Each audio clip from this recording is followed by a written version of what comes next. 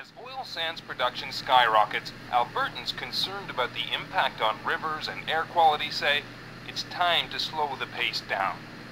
David Schindler says environmental costs are piling up unnecessarily.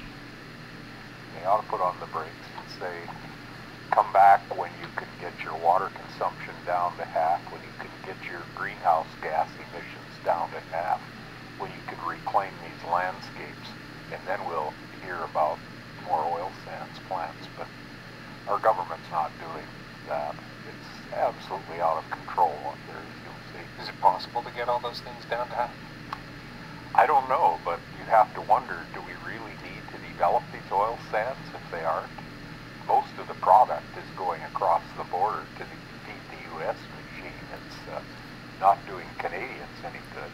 Particularly Eastern Canadians are relying on the same unstable mid-Eastern countries for their oil that George Bush is saying they want to avoid by taking more from Canada. There are no signs of a slowdown on the horizon, perhaps because there is so much money to be made. It costs oil sands companies about $36 to produce a barrel of crude, which sells right now for almost $90.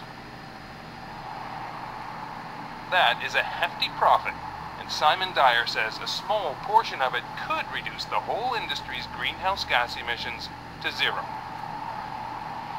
The Pamela Institute has also actually done work crunching the numbers to say what exactly would it take an oil sands plant to be carbon neutral, that is a net zero emitter of greenhouse gas pollution by 2020.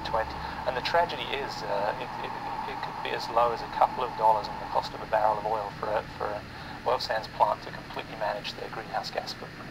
They're not going to do that voluntarily, of course, but it could be achievable economically without disadvantaging the industry. But we're not seeing that sort of leadership from government.